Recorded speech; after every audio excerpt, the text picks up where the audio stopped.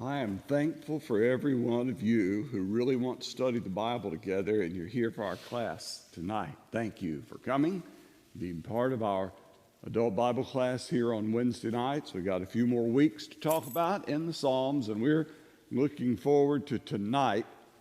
Let's begin by talking about caves, okay? That's a good place to begin. If you want to open your Bible to the Psalm for tonight, has something to do with a cave. We're going to be at Psalm 142. 142. That's on 664 in the church Bible, if you want to turn there, or in your own Bible, Psalm 142.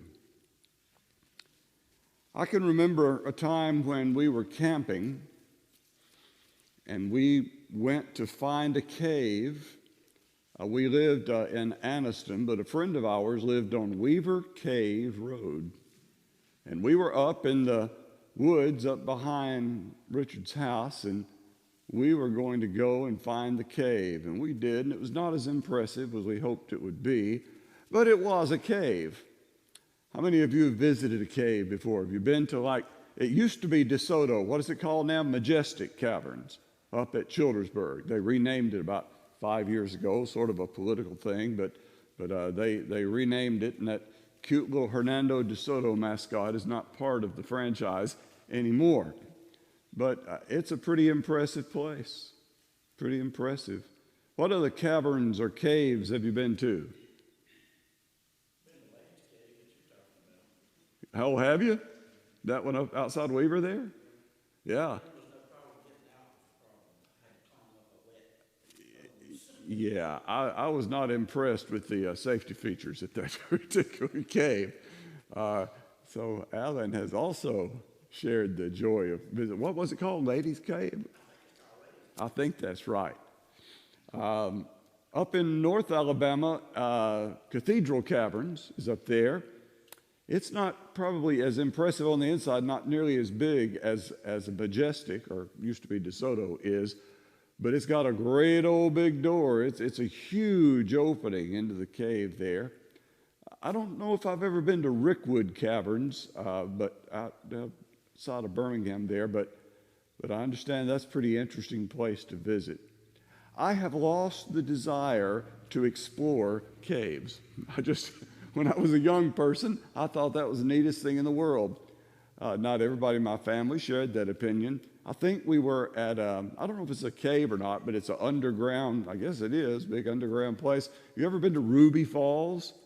Did y'all pay attention to all those barn roofs that told you going up through there to visit Ruby Falls? Well, we did, and we were walking down those rock, hewn out corridors to get down there, and my mom didn't like it. It was dark, it was kind of dank and cool, and she said, "This must be what it's like walking into hell." She didn't like the looks of that place at all. But when you get in there and you're in the pitch dark and they turn on the lights and there's that waterfall that you could hear but you couldn't see until the lights came on, it's really, really impressive place.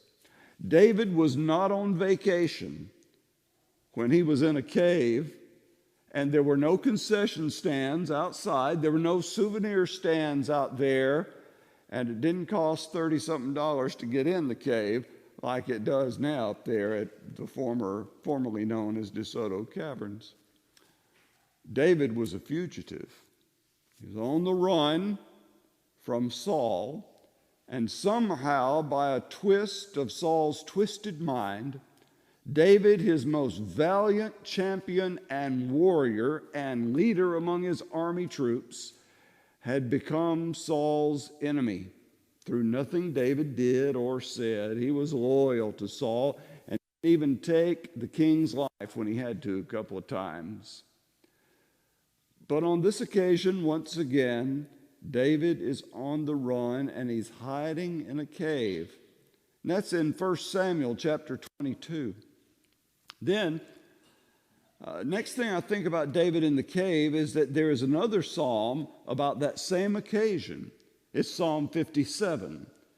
But it's different from 142 because David's praise is a little more buoyant and confident in 57 than it is. He's going to end up with praise tonight, But this one is sort of a dark and fearful place. Now, not as dark as 88, where we were several weeks ago, that ends without a ray of hope. The only hope in 88 is when he addresses God in verse 1 as the God of my salvation. But after that, it is dark, dark, dark. But here in Psalm 142, there's a good lesson for you and me. Now, it's called a maskil of David. We don't really know what the word maskil means, but some of your Bible notes probably say a meditation. Some of them may say an instruction. Some of them say the meaning of this Hebrew term is uncertain, which is not a tremendously helpful footnote, but nonetheless it is one that is in there. But I like that meditation, and I like the idea of instruction. I do not believe these Psalms about the low and dark places in David's life were just autobiographical touches to the Psalms, but rather I believe they were maskils. They were songs that taught a lesson. They were psalms that focused your meditation. And the lesson on which we should focus and then meditate as we study Psalm 142 is David's desperate prayer in a dark place. Now, you will probably, I hope and pray, never be hiding out in a cave because the government's trying to catch you and kill you.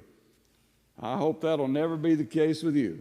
However, you might be in some other kind of cave where it feels just as dark as David felt then. Now, David had been betrayed, and he was being hunted as if he were an animal. I guess maybe at least as bad as a criminal, where a manhunt was underway to catch him. You'll probably never be there, but you might be that depressed sometime. You might be carrying around a tremendous weight and burden of guilt. You might feel like you're in a hopeless situation that can't get any better in any way that you see. And out of that dark place, I want us to learn from watching and listening to David pray tonight. Because David is going to show us, in contrast to 88, where it ends with no hope at all, darkness is my only friend, is the way that 88 ends. This one ends with praise. This one ends with hope. This one shows how people like you and me in our own caves, in our own dark places, can pray like David prayed and find some rays of light to light that cave up and to give us confidence that we won't be stuck there forever. So, let's look at Psalm 142 tonight, and the first thing I want you to notice about it is the emphasis on the verbal, on praying aloud that verse 1 has. Look at verse 1 with me. First of all, let's read the psalm, as is our custom when we do one of these shorter psalms. Would you read this one with me? Psalm 142, we'll read aloud together. Are you ready? 142. With my voice I cry out to the Lord. With my voice I plead for mercy to the Lord. I pour out my complaint before him. I tell my trouble before him. When my spirit faints within me, you know my way. In the path where I walk, they've hidden a trap for me. Look to the right and see. There is none who takes notice of me. No refuge remains to me. No one cares for my soul. I cry to you, O Lord. I say, you are my refuge, my portion in the land of the living. Attend to my cry, for I am brought very low. Deliver me from my persecutors, for they are too strong for me. Bring me out of prison, that I may give thanks to your name. The righteous will surround me, for you will deal bountifully with me. Okay. Look at how David prayed out loud. With my voice. See that? Twice in verse 1. With my voice. With my voice. And look at the words that describe how he prayed. I cry out to the Lord.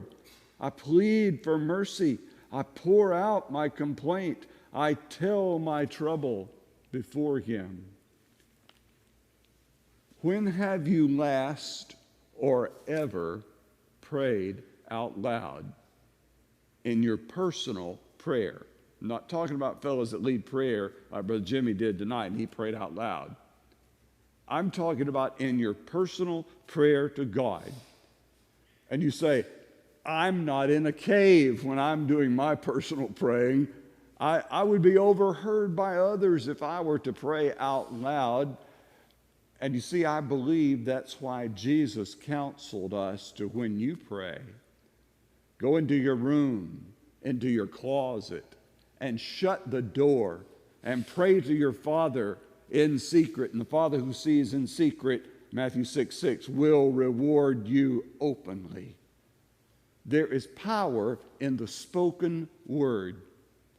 And when we are praying, we're not informing God of things he doesn't already know. He's already read your heart and mind. He already knows the trouble you're in.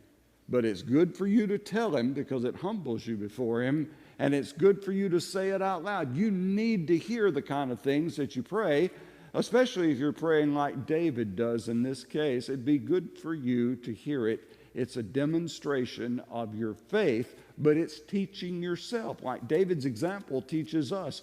You are, like David will say in some other Psalms, say to my soul, soul, why are you so cast down? It's very important to do more than just think. Now, I admit that in the morning time when I'm alone and I have time to pray and spend time with the Bible in my lap and read it and meditate and think on it, I admit that it probably would not be good for me to pray out loud right then. Because first of all, I'd wake up the dog, and I don't want the dog to wake up while I'm busy with that. And I might wake up Suzanne, and I want to be courteous and let her sleep. And maybe you're in a similar situation where you don't really have a time and place in your day to pray aloud, but you can pray even softly and give voice to your prayer. Like David says, with my mouth, with my mouth.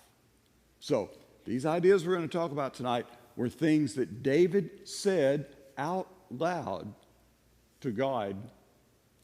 There are no secrets from God anyway.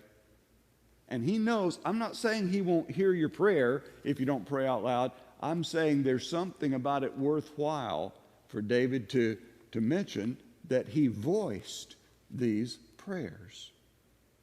Anybody have a comment or a question about that? Maybe you think it's not a point. Maybe you think this really just happens to be how he put it. But I really believe there's something about that. For somebody who also talked about how he talked to himself and how many times in the Psalms he talked about crying out to the Lord. I don't think you can cry out to the Lord without making a sound.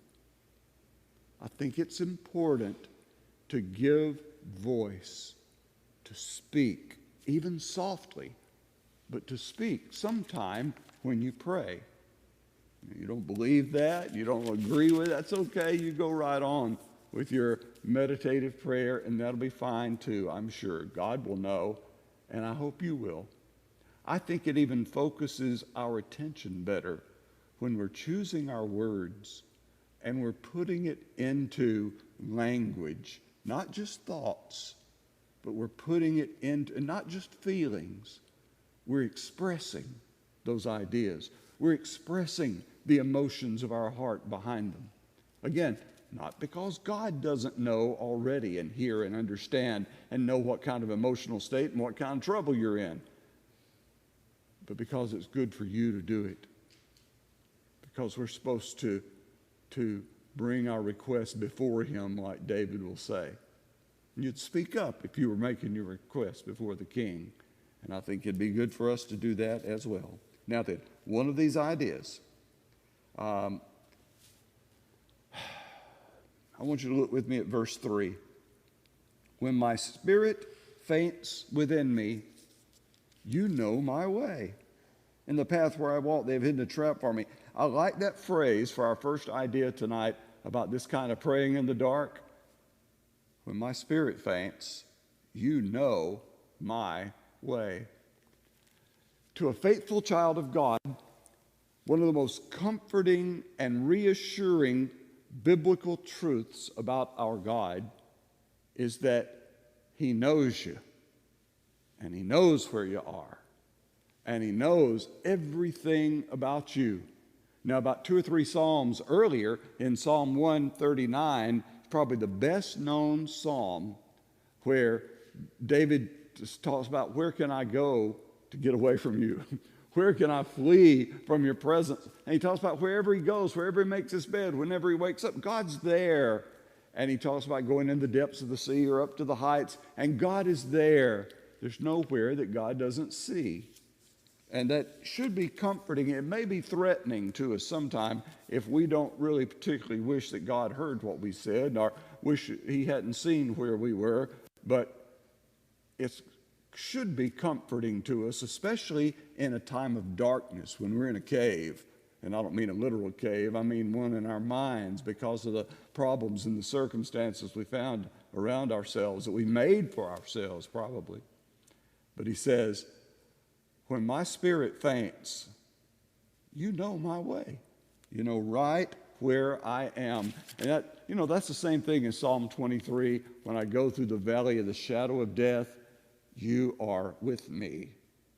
And New Testament, we know it is, I will never leave you or forsake you. It's the idea of His abiding presence with His people, and you've got His word on it, that it happens, that it's real, that it's true, that is how God dwells among us. And in the glorious promise of the New Testament, He will dwell within us, with us in the most intimate, close sense of the word, that He dwells within us, in our hearts, by His Spirit, as Paul puts it, in our inner person. He says, however dark it is in here, Lord, however scared I am, you know my way. You know exactly where I am. We talked not too long ago, maybe in another psalm, about how on apps, you can watch your loved ones. Some people use this 360 Live thing that I think is an app, maybe on Android, I don't know. But where all the family members can see where each other are. And when you got teenage children who get their own driver's license and go out somewhere, that is a pretty good thing to have. Now, our parents in here, our parents didn't have such as that. And you wonder how we ever got out of the house, don't you? Because when our girls left, I wanted them to have phones. We just had to bite the bullet back in the days when cell phones and plans. You remember buying minutes on phones? It didn't matter. If the girls were going to be out, we wanted them to have a phone with them. And we were thankful to live in a time when you could have such a thing. But when we all got our first taste of freedom, there wasn't any such thing as that. When we'd like to think, well, the world was a kinder, gentler place then, maybe. But it still could be some pretty rough stuff out there. But God knows always, always where His people are. And David took that to heart. He believed it was true. And there's no better, safer place to be than that. There's nowhere that's better off. And that safety is the idea in the next one. Look at verse 5. At verse 5. Oh, we got to stop and talk about 4 a minute, though, before we get to that. Look to the right and see. There is none who takes notice of me. No refuge remains to me. No one cares for my soul. I admit that as a young preacher, I found that line, except in the King James, no one cared, I think, instead of cares. But David is in the cave and he says, nobody cares. Nobody cares anything about me. Have you ever, Mike, insert your name, felt sorry for yourself and said, nobody cares about me? There's something freeing in a positive sense about who cares? Nobody cares. We fuss over and think, oh, what am I going to do and what will people think? Nobody cares. Their life is on fire too. Don't worry. Nobody cares. But This is not in the positive way. This is in the negative way, where I'm so lonely, I'm so alone that nobody cares about me. That's a dark place. And I always thought about this whole psalm based on that little soundbite, no one cares for my soul. But that's not really what it's about at all. That's where he was, but it wasn't where his prayer was headed. It wasn't where he's going to come out. And we do him a disservice if we just know that this verse at 142:4, no one cares for my soul, was about that deep, dark, lonely place where David was.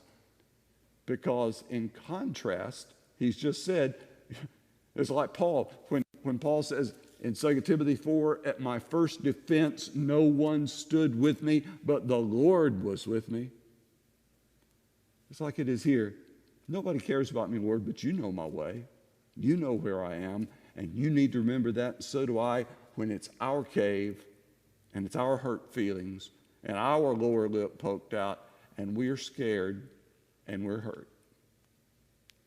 And when we have those uncertain, uneasy, uncomfortable times, we need to realize that the Lord knows exactly where you are.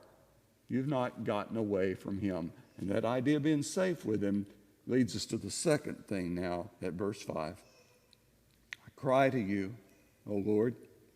I say, you are my refuge, my portion in the land of the living. Attend to my cry, for I am brought very low. Deliver me from my persecutors. They are too strong for me. Bring me out of prison, that I may give thanks to your name. David is praying to God second, asking God to be his refuge and to be his portion. What is a refuge? What is? I'm sorry? Protection. Yeah, that's right. It is a safe place, a place to get away from a threat. Or maybe in these cities of refuge, it's a place to go where the law can't get you, because we're going to protect you and harbor you in this place and not let the federal folks come in and arrest you and deport you or whatever. But the cities of refuge are designed to be safe places. Where are the biblical, the reference to the biblical cities of refuge in the Old Testament? You know where they were? They were scattered, at least one, in each of the tribal lands, and it was where the one who had shed innocent blood could run, so that the avenger of blood, that guy's daddy or his son or his uncle, whoever it was, couldn't chase you down and kill you when you've been working, cutting wood with a guy, and the saw got away from you and whacked him and killed him, and you had to run for your life. You didn't mean to kill him, but you were there, and it was because of an action that you took, but you did not do it with malice or forethought. And so you go to one of these cities of refuge, had to stay there till the high priest died, and then you could come back out. But as long as you were in that city, the avenger of blood could not come and require your life of you. Protection, safety, a place where you are secure from the threat. And he's asking God, Lord, be my refuge. You are my refuge. And then what's this portion thing? You're my portion in the land of the living. Not that you gave me my portion, all my blessings, all that, but you personally are my portion. You're what I have. You're who I have that matters. You are the one that gives me significance by being my God. And the idea of the safety and security and your keeper God being your portion is exactly like Jesus talking about the shepherd and the sheep in John 10:28, isn't it? He said, I've got my sheep in my hand, and no one can pluck them out of my hand. It says in the next verse, in verse 29, I and the Father are one. No one is able to pluck them out of my Father's hand. That is, he's our refuge in the ultimate sense of the word, where nothing, what's Paul say? Talks about all those things that nothing can separate us from Christ. Nothing. Well, David says, you are a refuge. Right now I'm hiding out in the cave, but ultimately you, God, are my refuge. Right now, I'm trying to stay alive by running from Saul, but you are my portion in the land of the living. Now, there's more to come. More than just being saved from his enemy. David's going to be king. And David's going to reign 40 years over Israel. David is going to die when he's 70 years old. But David is one of the voices in the Old Testament that expresses this glimpse he had of eternity. He glimpses this time of that when he awakes, he'll be like and with the Lord in a way that's amazing based on the light of the Old Testament that they had. God must have told him that, given it to him. But when I think about David saying, you are my portion in the land of the living, you and I talk about the hope we have in heaven and how real and how comforting it is to contemplate that. We like to sing about heaven, but David didn't just say in the sweet by and by. He said, here and now, you are my portion. You're the thing that gives my life significance. You're the thing that I can truly call mine. You're my God. You are my refuge. You're my portion. Now, third thing. What have we seen so far? We said, you know my way. You know right where I am. You are my refuge and my portion. And now look at the end of verse 7. The righteous will surround me because you will deal bountifully with me.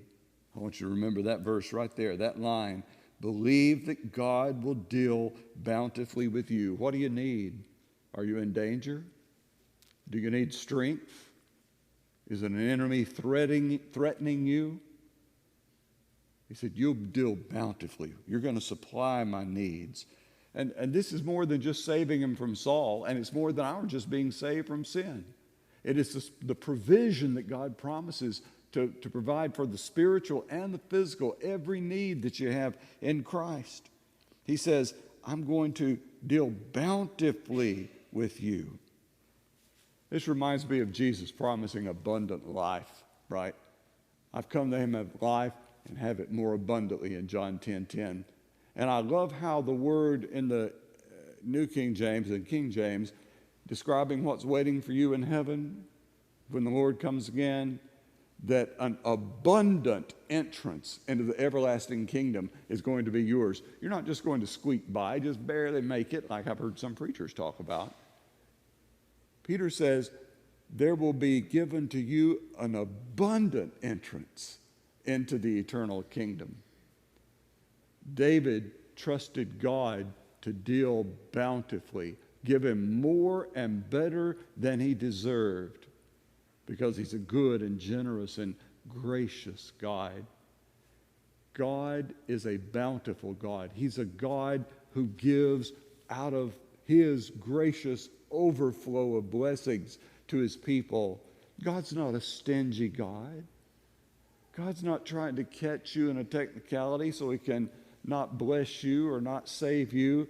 God is a generous God of grace. And David got a glimpse of that. And he said, Lord, you will deal bountifully. Now, Saul's trying to kill me, but you will deal bountifully with me. He had reached that place where Paul said, I know how to abound. But he, right in that moment, was living in an abased place, hiding in a cave, fearful for his life. David knew those extremes that Paul talked about in Philippians chapter 4 as well. Now, you think about those three aspects of praying when you're in trouble. That God knows right where you are. He knows all about you. He knows your fears and he knows your hopes. He knows your danger that you're in, and he knows how he's going to deal with it.